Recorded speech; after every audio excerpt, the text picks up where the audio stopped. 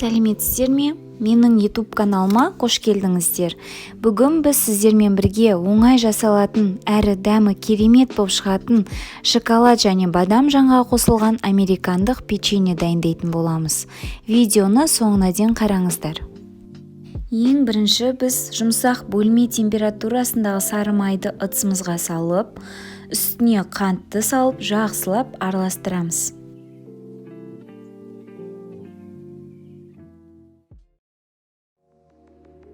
Оған ванилин қосып, тағы да жақсылап араластырып аламыз.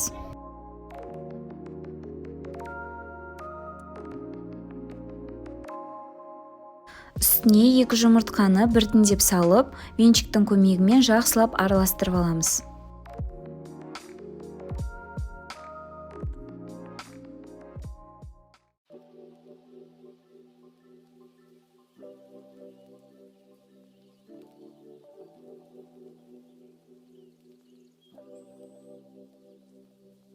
Ұнымызға жарты шай қасық ас содасын және 1 шай қасық қопсытқыш, яғни разрыхлительді қосып, араластырып аламыз.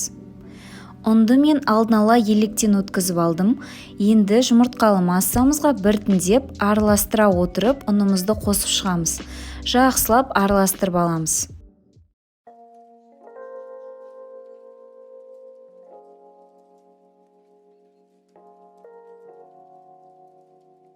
Араластырып болғасын, қамырға бадам жаңғағын қосамыз, ұсақтап туралған, қара шоколадты және майда шоколадты, яғни шоколадный каплиді қосып, барлығын жақсылап біріккенше араластырып шығамыз.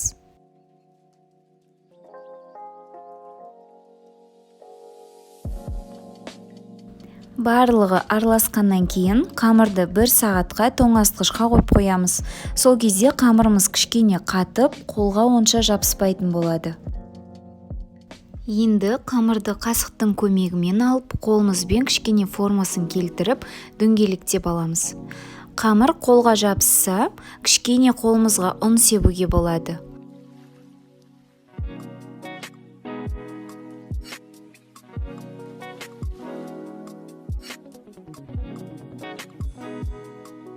Барлық қамырды осылайынан араларын ашып қойып шығамыз.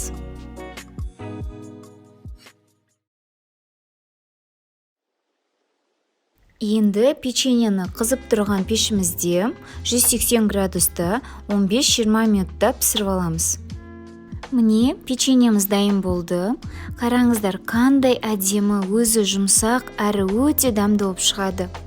Жасалу жолы да оп-оңай.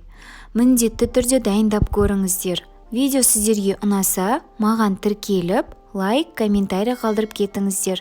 Сіздермен Лаура. Сау болыңыздар.